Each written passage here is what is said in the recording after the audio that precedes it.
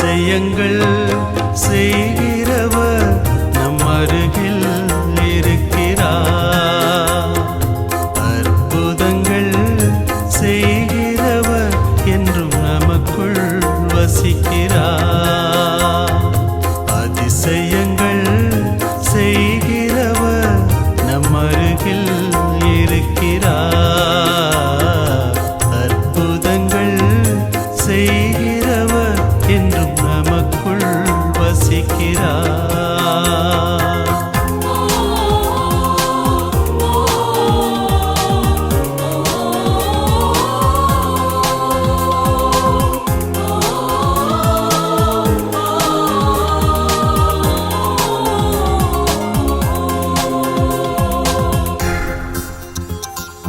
தண்ணீரை இரத்தமாய் மாற்றினார் அதிசயம். எகிப்து தண்ணீரை இரத்தமாய் மாற்றினார் அதிசயம். வெறும் தண்ணீரை திராட்சை ரசமாய் மாற்றினார் அதிசயம். வெறும் தண்ணீரை திராட்சை ரசமாய் மாற்றினார் அதிசயம். அதிசயங்கள் செய்கிறவர் நம் அருகில் இருக்கிறார். அற்புதங்கள் செய்கிறவர் என்றும் நமக்குள் வசிக்கிறார்.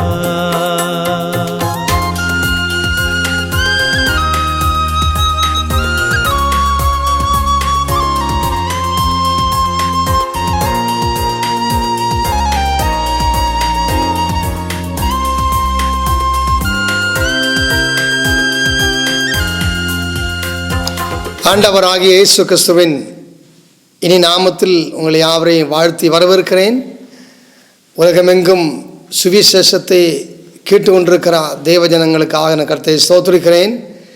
இந்த டிவி சேனல் மூலமாக ஆண்டவராகிய இயேசு கிறிஸ்துவனுடைய வார்த்தையை அவருடைய ரகசியங்களையும் அவருடைய வருகையும் குறித்து அந்த நாட்களில் பிரசங்கம் பண்ணும்படி தேவன் உதவி செய்தாங்க. கடந்த நாட்களில் நீங்கள் ஆயிரங்கள் இந்த நிகழ்ச்சியை காணும்படிக்காகவும் பார்க்கும்படிக்காகவும் அவருடைய ரெஸ்பான்ஸ் அவர்கள் பல நாட்களிலும் தொலைபேசிகள் மூலமாக இதனுடைய ரிசல்ட்டையும் இதனுடைய அன்று வார்த்தையை கேட்டதற்கு நன்றி சொல்லவும் அநேகர் தேவனிடத்தை பயன்படுத்துகிறாங்க.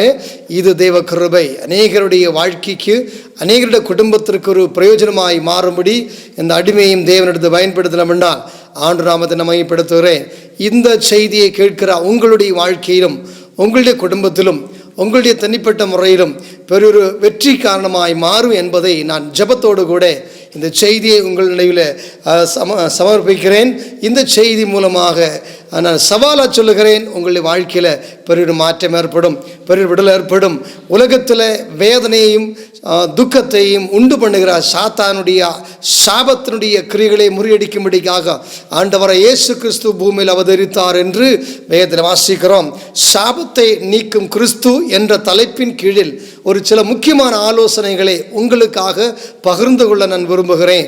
இன்றைக்கி உலகமெங்கும் இந்த செய்தியை நீங்கள் கண்டு உங்களுடைய வாழ்க்கையில் இருக்கிற சாபத்திற்கு ஒரு பரிகாரமாகிய ஒரு தெய்வம் உண்டு என்பதை உங்களுக்கு தெளிவாய் அறிவிக்கும்படிக்காக நாங்கள் விரும்புகிறோம்.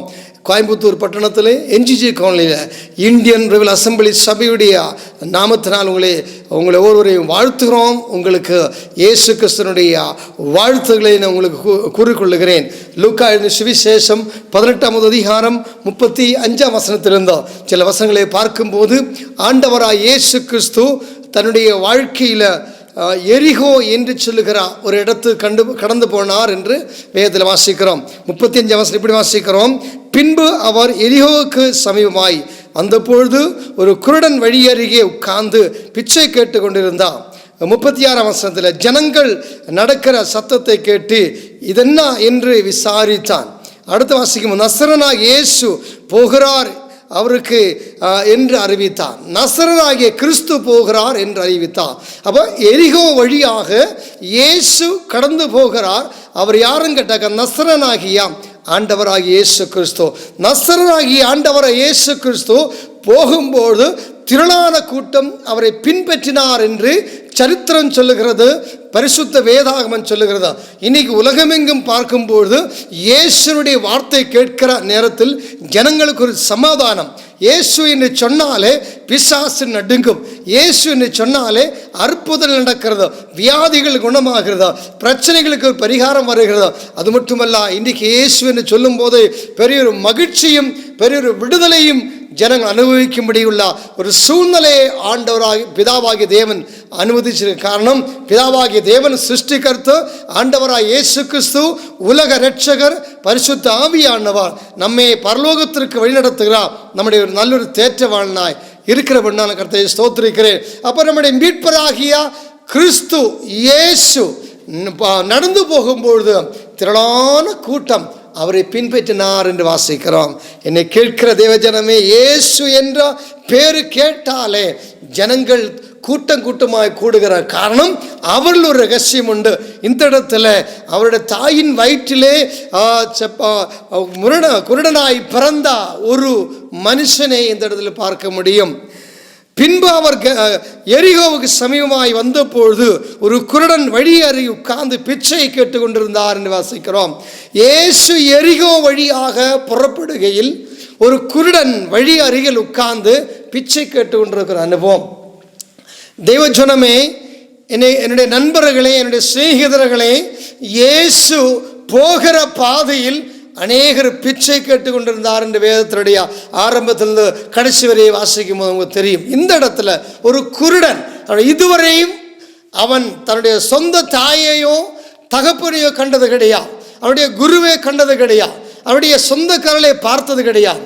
ஆனால் இயேசு நடந்து போகிற அந்த சத்தத்தை அவருடைய ஹிருதயத்திற்குள்ள அவருடைய காதில் முழங்கிய பொழுதும் இவன் யார், இப்படிப்பட்ட ஒரு கம்பீரமான நடையில் கம்பீரமான கூட்டத்தோடு கூட போகிறவர் யார் என்று அறிய வேண்டும் என்று சொல்லி அந்த பிச்சைக்காரனாகிய குருடனுடைய ஹிருதயத்திற்குள்ள ஒரு எண்ணம் வந்துருச்சு. இன்னைக்கு பாருங்க, இவனுடைய வாழ்க்கையை குறித்து சொல்லும்பொழுது இவனுடைய ஆவிக்குரிய கண்களை இவன் திறந்திருந்தபடினா தேவகுமாரனாகிய கிறிஸ்துவனுடைய சத்தத்தை கேட்க முடிய வாய்ப்பு கர்த்தர் கொடுத்தாருன்னு சொல்லி இன்னைக்கு அநேகர் பார்க்கும்போது அவருடைய சரீர பிரகாரமான கண்கள் திறந்திருந்தாலும் ஆவிக்குரிய கண்கள் குருடாக்கப்பட்டிருக்கிறதா. இந்த குருடாக்கின அந்த சத்ருவாகிய சாத்தானுடைய கிரிகளை இன்னதென்று புரிந்து கொள்ளாமல் இன்னைக்கு உண்மையாய் இவர்கள் பாவத்தினுடைய அடித்தட்டில் விழுந்து கொண்டிருக்கிறாங்க.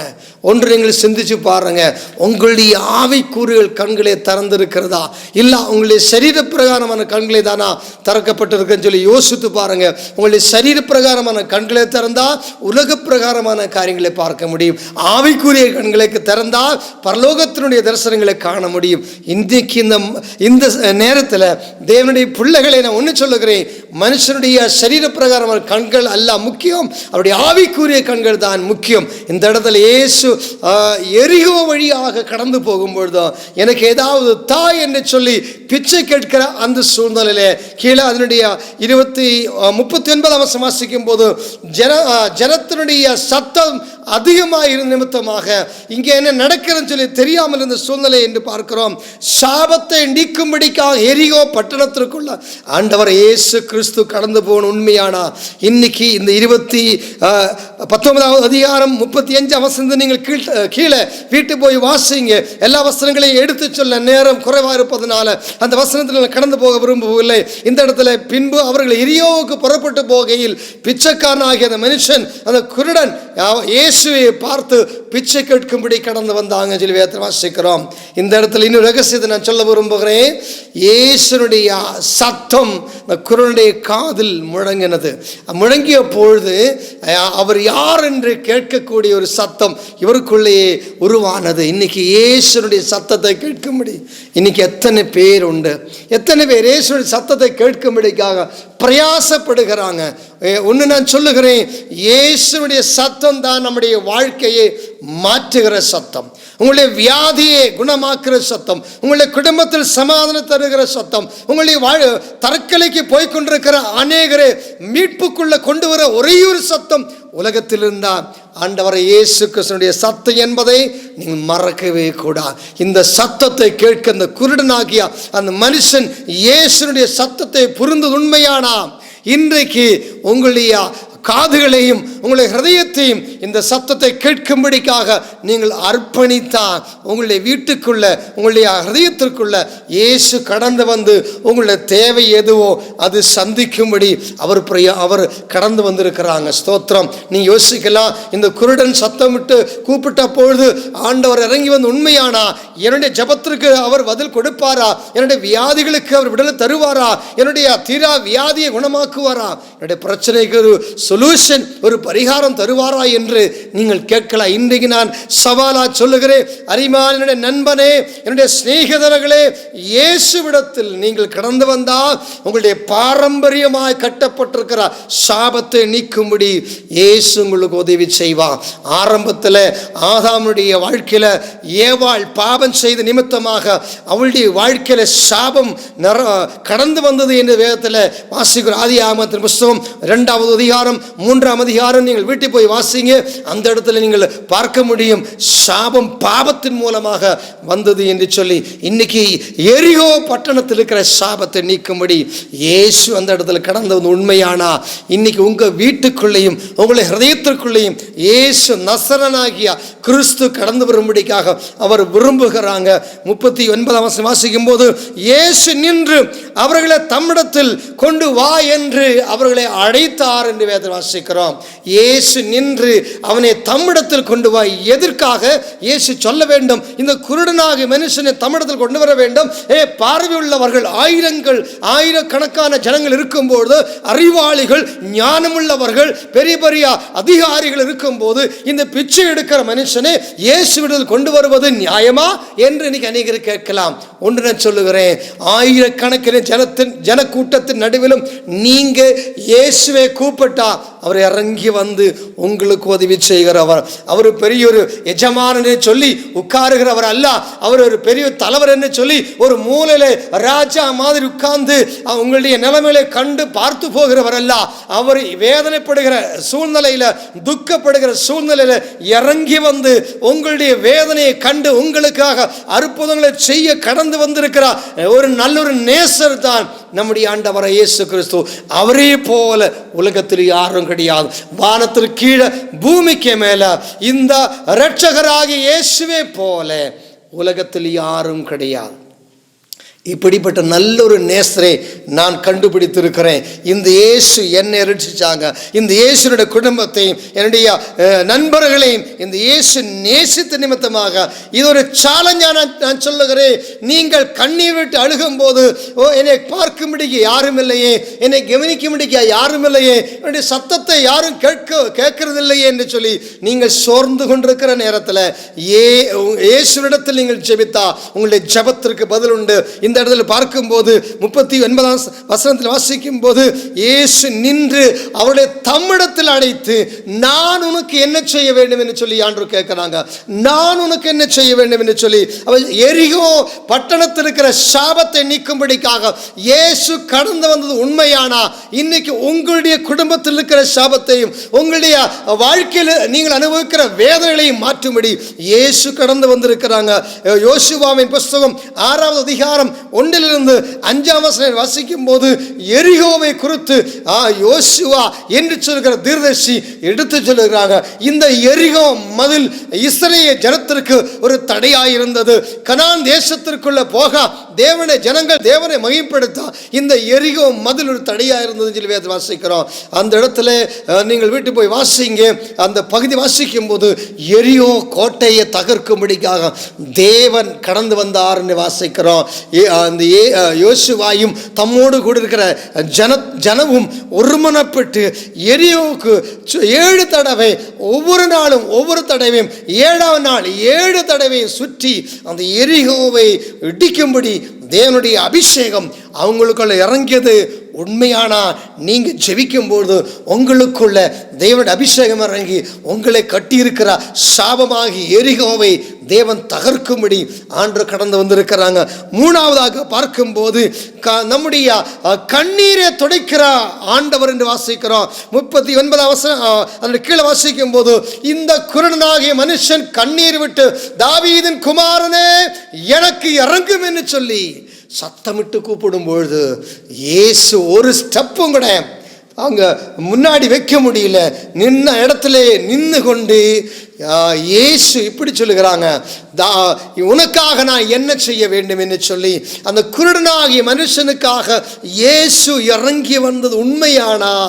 இன்னைக்கு வேதனைப்பட்டிருக்கிற என்னுடைய நண்பனே, வேதனைப்பட்டிருக்கிற என்னுடைய சிநேகிதர்களே, என்னுடைய சத்தத்தை கேட்கிற மாணவ ஜாதியே, ஒவ்வொரு தேவ பிள்ளையுமே இயேசுடைய சத்தத்தை கேட்கிறார். உங்களுடைய ஹൃദயத்திற்குள் ஒரு மாற்றம் உண்டாகும்படி நான் ஜெபிக்கிறேன். இந்த நேரத்திலும் கூட இந்த நற்செய்தியை கேட்டுக்கொண்டிருக்கிறார் வேதனையோடு கூட, துக்கத்தோடு கூட, வியாதியோடு கூட, தீரா வியாதியோடு கூட, டாக்டர் சொல்வ கைவிடலாம், மருந்துகள் கைவிடலாம், எல்லாம் நண்பர்களும் கைவிடலாம், கைவிடாத நித்திய பிதா உங்களுக்காக உண்டு. இந்த குருடனாகிய மனுஷன் கண்ணீர் விட்டு, தாவீதின் குமாரனே எனக்கு இறங்கும் என சொல்லி சத்தமிட்டு கூப்பிட்ட போது இயேசு கடந்து வந்து அந்த இடத்துல அவனுடைய நிலைமைக்கு ஒரு மாற்றத்தை கொடுத்தாங்க. நாலாவதாக பார்க்கும்போது அந்த மனுஷனை தம்மிடத்தில் வர வைத்தாங்க. இன்னைக்கு நம்முடைய பிள்ளைகளை பார்த்து இங்கே வா என்று சொல்லும் போது நம்முடைய வார்த்தைக்கு கவனத்தை செலுத்தாமல் அவர் தூரதான் போறாங்க, அங்க வெளியில் தூர போறாங்க. இன்னைக்கு கர்த்தருடைய சத்தத்தை கேட்டு, இயேசுடைய சத்தத்தை கேட்டு நீங்கள் அவரிடத்தில் கடந்து வந்தா அவர் உங்களோடு பேசுவாங்க. ஒரு சிநேகிதனோட பேசுவதே போல ஆண்டவராகிய கர்த்தர் நம்மோட பேச அவர் வல்லவராக இருக்கிறாங்க. யாத்ராகமத்தின் புஸ்தகத்தில் வாசிக்கும் போது மோசே ஒரு சிநேகிதனோடு பேசியது போல அவரோட பேசினார் என்று சொல்லி மோசே தம்முடைய புஸ்தகத்தில் எழுதும் போது எழுதியிருக்கிறாங்க. சிநேகிதனோடு பேசுவதே போல இன்னைக்கு இயேசு ஒரு சிநேகிதனே போல உங்கள் அருகாமல் கடந்து வந்து உங்களுடைய பிரச்சனை என்ன, உங்களுடைய குழப்பம் என்ன, உங்களுடைய வியாதி என்ன, உங்களுடைய என்ன குழப்பங்கள் ஆனாலும் சரி அதுக்கு பரிகாரம் தரும்படிக்காக இதோ நான் கடந்து வந்திருக்கிறேன். நம்முடைய இந்தியில் இருக்கிற அத்தனை தலைவர்கள் வந்தாலும் கூட, உலக நாடுகளில் இருக்கிற தலைவர்கள் வந்தாலும் கூட என்னுடைய பிரச்சனைக்கு ஒரு சொல்யூஷன் தர முடியாது, ஒரு பரிகாரம் தர முடியாது. ஆனால் என்னை சிருஷ்டித்தவரும், எனக்கு ஜீவன் கொடுத்தவரும், எனக்கு அழகு கொடுத்தவரும், எனக்கு ஆரோக்கியம் கொடுத்தவரும், என்னை பூமியில் ஜீவன் வைத்திருவரும் ஆகிய ஆண்டவர் இயேசு கிறிஸ்து என்னுடைய எல்லா சூழ்நிலையும் அருகிறவராக இருக்கிறாங்க. அவருடைய சத்தத்தை கேட்டு நீங்கள் அவரிடத்தில் வரும்பொழுது உங்களுடைய வாழ்க்கைக்கு பெரிய ஒரு மாற்றம் உண்டாகும். எரிகோவில் இருக்க சாபத்தை நீக்கிய இயேசு கிறிஸ்து உங்களுடைய வேதனையும் உங்களுடைய சாபத்தை நீக்க முடிக்க இந்த இடத்தில் கடந்து வந்திருக்கிறாங்க. நீ எந்த சூழ்நிலையில் இப்பொழுது செய்தி கேட்டுக்கொண்டிருக்கிறீர்களோ அந்த இடத்தில் நீங்கள் உங்களை ஒரு நிமிஷம் உங்களை ஒப்பு கொடுங்க. ஆண்டவரே, நான் இதோ உம்முடைய பாதத்தில் நான் கடந்து வருகிறேன், உம்முடைய சன்னிதானத்தில் கடந்து வருகிறேன், உம்முடைய முகத்தை பார்க்கும்படி கடந்து வந்திருக்கிறேன், என்னுடைய கண்ணீருக்கு பதில் தாரும், என்னுடைய வேதனைக்கு பதில் தாரும் என்று சொல்லி நீங்கள் உங்களை ஒப்பு கொடுத்தா இயேசு அவரிடத்தில் கடந்து வந்து அவரிடத்தில் அந்த குருடனாகிய மனுஷன் இயேசுடைய இடத்தில் கடந்து வந்தாங்க. இயேசு 40ஆம் வசனம் வாசிக்கும் போது இயேசு அவனை கூப்பிட்டு நான் உனக்கு என்ன செய்ய வேண்டும் என்று சொல்லி கேட்கிற ஒரு அனுபவம். வானத்தையும் பூமியையும் உருவாக்கிய சர்வவல்லமையுள்ள ஆண்டவராகிய கர்த்தர் கேட்கிறாங்க, மகனே, சகோதரனே, உனக்காக நான் என்ன செய்ய வேண்டும்? இன்னைக்கு இந்த செய்தியை கேட்டுக்கொண்டிருக்கிறார் அருமையான என்ன சிநேகிதரே, இயேசு உங்களுடைய சிநேகிதனே போல, உங்களுடைய நெருங்கிய நண்பனை போல உங்கள் அருகாமல கடந்து வந்து இப்பொழுது கேட்கிறாங்க, மகனே, நான் உனக்கு என்ன செய்ய வேண்டும் என்று சொல்லி. உங்களுடைய தேவை என்ன, உங்களுடைய வேதனை என்ன, உங்களுடைய பிரச்சனை என்ன, உங்களுடைய பாரங்கள் என்ன, உங்களுடைய குடும்பத்திற்கு விரோதமாக இருக்கிற சாபமா, உங்களுடைய வாரிசுக்கு விரோதமாக இருக்கிற சாபமா? 2 நாட்களுக்கு முன்பதாக ஒரு நபரை எங்கிட்ட ஃபோன் பண்ணி இப்படி விசாரிச்சாங்க. பாஸ்டர், போன நாட்கள் வாரத்தில் கேட்டா அந்த செய்தி என்னுடைய வாழ்க்கைக்கு மிகுந்த ஆசீர்வாதமாய் இருந்தது என்று சொல்லி. காரணம், சாபத்தை நீக்க உலகத்தில் பிறந்தவரும் உலகத்தில் இருக்கிறவருமாகிய ஒருவர் மட்டும்தான் உண்டு, அவர் தான் ஆண்டவரை இயேசு கிறிஸ்து. அவர் உங்களுடைய சாபத்தையும் உங்களுடைய பாரம்பரியமான வியாதியையும் உங்களுடைய பாரம்பரியமாக நீங்கள் அனுபவிக்கிற சாபத்தை நீக்க இவர் தான் ஒருவர் என்று சொல்லி நிரூபித்த பொழுது அந்த நபர் என்னை ஃபோன் பண்ணி கேட்டாங்க, என்னுடைய குடும்பத்தில் நான் அனுபவிக்கிற சாபத்திற்கு பரிகாரம் இயேசுவினால் மட்டும்தானா என்று கேட்ட பொழுது நான் சொன்னேன், இயேசு ஒருவர் தான் உங்களுடைய சாபத்தை நீக்கக்கூடியவர் என்று சொல்லி. இயேசுனுடைய சன்னிதானத்தில் வருகிற எந்த நபராக இருந்தாலும் சரி, அவருக்கு விடுதல் உண்டு, அவருடைய வாழ்க்கையில சந்தோஷம் உண்டு, அவருடைய வாழ்க்கையில மகிழ்ச்சி உண்டு என்று சொல்லி வாசிக்கிறோம். அஞ்சாவதாக மிக முக்கியமான ஒரு காரியத்தை உங்களுக்கு 41 வாசிக்கும். எப்படி வாசிக்கிறோம்? நான் உனக்கு என்ன செய்ய வேண்டும் என்று நீ இருக்கிறீர் என்று கேட்டால் அதற்கு அவன், ஆண்டவரே நான் பார்வை அடைய வேண்டும் என்று சொல்லி, அந்த குருடனுடைய ஒரே ஒரு நோக்கம், நான் பார்வை அடைய வேண்டும் என்று சொல்லி, அவருடைய சரீர பிரகாரமான ஒரு விடுதல் தான் அவர் இந்த இடத்துல எதிர்பார்த்தானா. அதுக்கு முன்னாடி பார்க்கும்போது அவனுடைய ஆவிக்குரிய கண்கள் திறந்திருந்த நிமித்தமாக இயேசுவே கூப்பிடும்படிக்கு ஒரு கிருபை கருத்து கொடுத்தா. ரெண்டாவதாக அவனுடைய சரீர பிரகாரமான கண்களுக்கு, ஆண்டவரே எனக்கு பார்வை கிடைக்க வேண்டும். இன்னைக்கு சரீர பிரகாரமாய் பார்வை இருந்தோம், ஆவிக்குரிய வாழ்க்கையில் குருடாயிருக்கிற அநேகர் உண்டு. அநேக தெய்வ பிள்ளைகள் என்று சொல்லுகிற உண்டு, அநேகர் கிறிஸ்தவர்கள் என்று சொல்லுகிற உண்டு. ஆனால் ஒன்று நான் சொல்லுகிறேன், உங்களுடைய எல்லா அந்தரங்கங்களையும், உங்களுடைய எல்லா சூழ்நிலைகளையும், உங்களுடைய எல்லா கிரியைகளையும் தூரத்திலிருந்து அறிகிற ஒரு தகப்பன் நமக்காக உண்டு. நீங்கள் ஆண்டவரை பார்த்து கேளுங்க, ஆண்டவரே உமக்கு விரோதமாய் இருக்கிற பாவம், உமக்கு விரோதமாக என்ன செய்த பாவத்தை நீ என்னை மன்னியும் என்று சொல்லி அவருடைய பாவத்தில் நீங்கள் கடந்து வந்து ஜெபித்தா உங்களுடைய பாவத்திற்கு பரிகாரம் மட்டுமல்ல, உங்களுடைய நித்திய பரலோக ராஜ்யத்தையும் கூட ஆண்டவர் தர வல்லவராக இருக்கிறாங்க. அவருடைய சன்னிதானத்தில் நாம் வரும்பொழுது அவன் வாழ்க்கைக்கு விடல் உண்டு. நான் உனக்காக என்ன செய்ய வேண்டும் என்று 41 தெளிவாய் வாசிக்கிறோம். இயேசு இந்த நேரத்தில் உங்களுக்காக உதவி செய்ய, உங்களுக்காக நன்மை செய்ய, உங்களுடைய சூழ்நிலைக்கு ஒரு மாற்றத்தை கொண்டு வர முடியும் அவர் கடந்து வந்திருக்கிறாங்க. நீங்க யாராக இருந்தாலும் சரி, நீங்க எப்படிப்பட்ட சூழ்நிலை இருந்தாலும் சரி, எந்த நபராக இருந்தாலும் சரி, இயேசுவை குறித்து கேள்விப்படாத நபராக இருந்தாலும் சரி, ஆண்டோட வார்த்தை குறித்து கேள்விப்பட்ட நபராக இருந்தாலும் சரி, நீங்கள் பலவீனப்பட்ட சூழ்நிலையா, வியாதிப்பட்டு படுக்கிற சூழ்நிலையா, இந்த இடத்துல உங்களை வியாதி படுக்கல, இயேசு வந்து உங்களை கண்ணீரை துடைத்து உங்களை வியாதிகளை மாற்றி உங்களை நித்திய ராஜ்யமாகிய பரலோக ராஜ்யத்திற்கு கொண்டு போகும்படிக்காக இந்த இயேசு கடந்து வந்திருக்கிறாங்க. அவருக்கு ஒப்பானவர் யாரும் கிடையாது, அவருக்கு சமமானவர் யாரும் கிடையாது, அவரே போல யாரும் கிடையாது. இதுவரை என்னுடைய வாழ்க்கையில் இயேசுவே போல அல்லாமல் வேறொரு நபரை நான் பார்த்தது கிடையாது. அவரே போல நாம் மாற அவர் விரும்புகிறார். எபேசியர் 5 வாசிக்கும் போது நாம் ஒவ்வொருவரும் இயேசுவே போல மாற வேண்டும், அவருடைய தலை அளவு நாம் வளர வேண்டும் என்று ஆண்டவர் விரும்புகிறாங்க. நம்ம ஒவ்வொருவரும் கிறிஸ்துவின் தலையாளு வளர வேண்டும், அவரை போல மாற வேண்டும். உலகத்தில் எந்த நபரை போல நாம் மாறினாலும் நம் பரலோகம் போக முடியாது. இயேசுவே போல மாறினா நமக்கு நித்திய வாசஸ்தலமாகிய பரலோகத்தில் நாம் போய் சேர முடியும் என்பதற்கு சந்தேகம் இல்லை. கடைசியாக 43 வாசிக்கும் போது உடனே அவன் பார்வை அடைந்து தேவனுடைய மகிமையை கண்டார் என்று வாசிக்கிறோம். இயேசுவிடத்தில் வந்த பொழுதும் அவருடைய பாவத்தை ஆண்டவர் மன்னித்தாங்க, இரண்டாவதுடைய வியாதியை குணமாக்கினாங்க. இன்னைக்கு உங்களுடைய பாவமாகிய சாபத்திலிருந்து விட வேண்டுமா?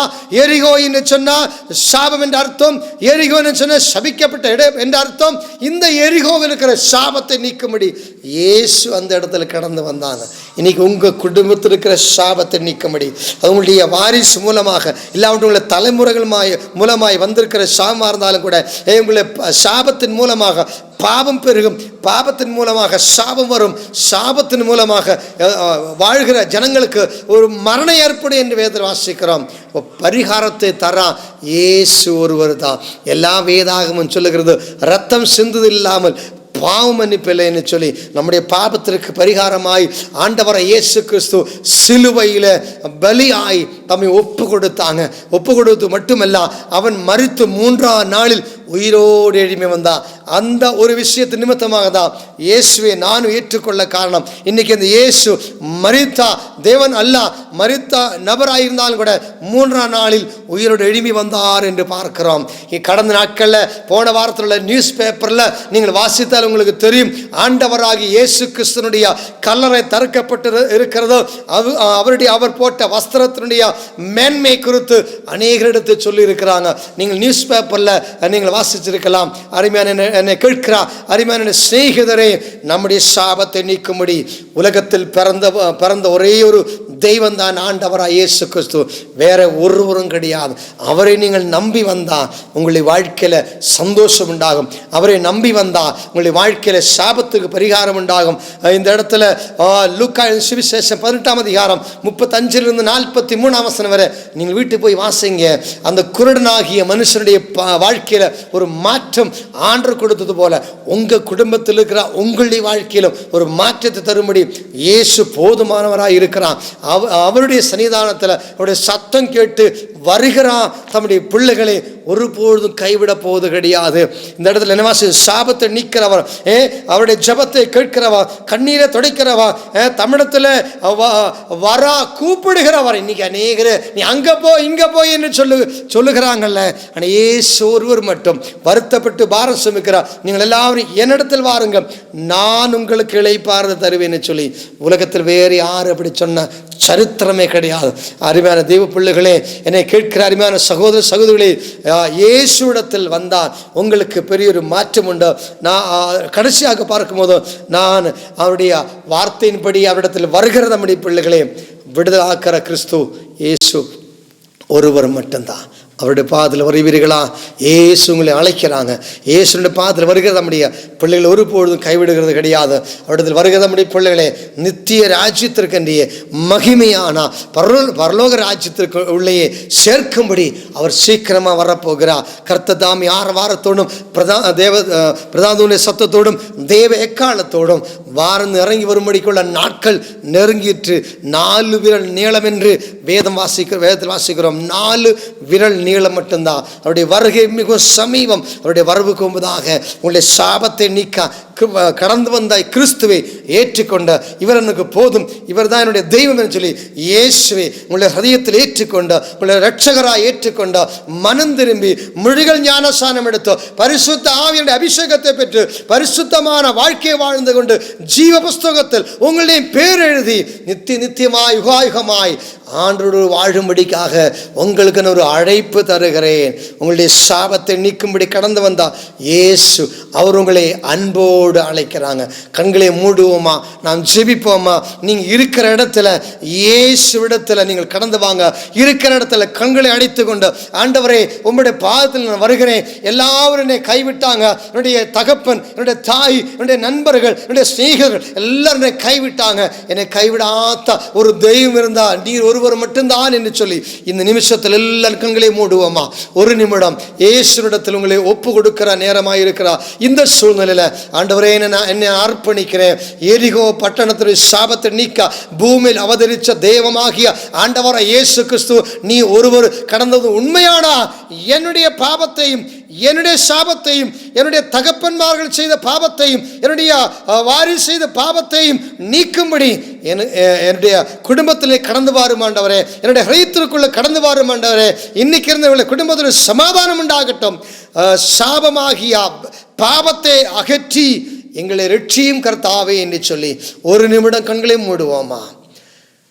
எங்களை நேசிக்கிற நல்ல தெய்வமே, பரலோகத்தின் பிதாவே, இது நல்லா இந்த வேலைக்காக நன்றியோடு ஸ்தோத்திரிக்கிறோம். எரிகோ பட்டணத்தில் இயேசு கடந்து சென்று குருடனாகிய அந்த மனுஷனுடைய வாழ்க்கைக்கு ஒரு பெரிய மாற்றத்தை கொடுத்து உண்மையானா என்னுடைய ஹதயத்திற்குள்ள நீ கடந்து வாரும், என்னுடைய குடும்பத்திற்குள்ள கடந்து வாரும். என்னுடைய வியாதியாகிய சாபத்தை நீக்கி உண்மையை போலங்களை மாற்ற என்னை அர்ப்பணிக்கிறேன். இந்த நேரத்தில் ஆண்டவரே உம்முடைய சத்தத்தை கேட்கிறா, காதில் முழங்குறா, இந்த டிவி சேனல் மூலமாக கவனித்து கொண்டிருக்கிறா அத்தனை பிள்ளைகளுடைய பாவத்தையும் சாபத்தை நீக்கி அவர்களை உம்மிடத்தில் கொண்டு வரும்படிக்காக உம்முடைய அன்பின் கரத்தை நீட்ட நாங்கள் செபிக்கிறோம். இந்த சத்தத்தை கேட்கிற அனைத்து பிள்ளைகளுக்கு செபிக்கிறோம். வாழ்க்கைக்கு ஒரு மாற்றம் உண்டாகட்டும். இன்றைக்கு நான் மரித்தால் என் அப்பாவோடு கூட அவரோடு கூட அவருடைய சன்னிதானம் இருப்பேன்னு சொல்லி நம்பிக்கையில் மனம் திரும்பி மிழுகள் ஞானஸ்நானம் எடுத்து பரிசுத்த அபிஷேகத்தை பெற்று பரிசுத்தமாக ஜீவிக்கா என்னை அர்ப்பணிக்கிறேன் ஒப்பு கொடுக்க அத்தனை பிள்ளைகளையும் நீ ஆசீர்வதிப்பீராக. எல்லா துதி கன மகிமை உமக்கே செலுத்துகிறோம். ஜெபத்தை கேட்டபடி நான் நன்றி இயேசு கிறிஸ்துவின் நாமத்தில் ஜெபிக்கிறோம் நல்ல பிதாவே, ஆமீன். இந்த செய்தியை கேட்ட யாவருக்கு நன்றி. தொடர்ந்து எங்களை நீங்கள் தொடர்பு கொள்ளுங்க.